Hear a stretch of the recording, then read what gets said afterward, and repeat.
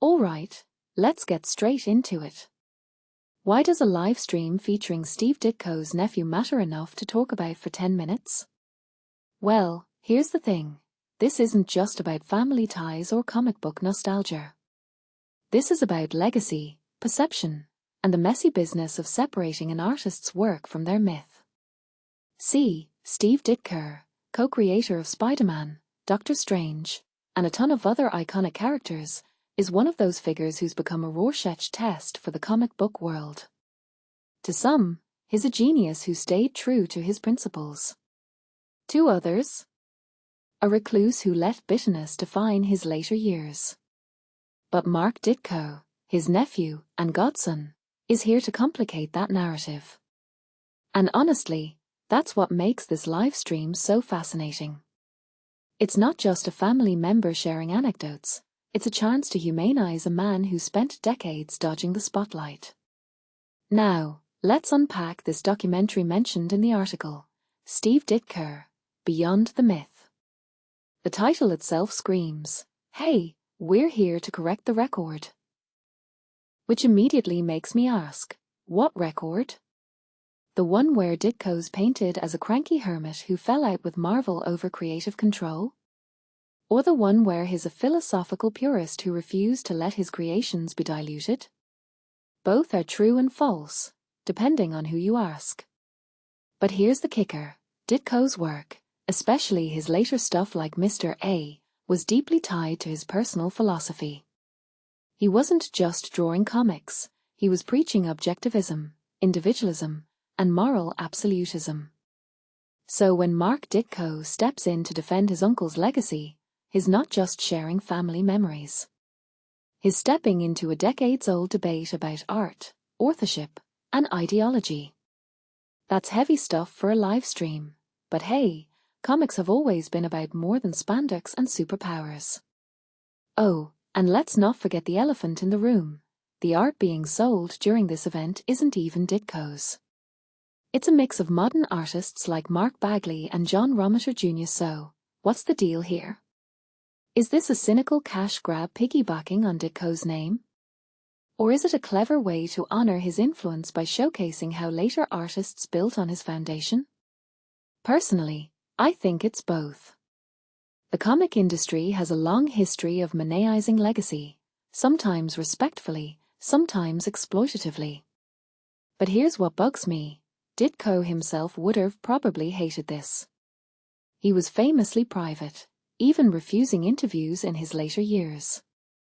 So selling art inspired by his work, while promoting a documentary about his life, feels like a paradox. It's like trying to preserve a legacy while violating the very principles that define the artist. And yet, isn't that the point?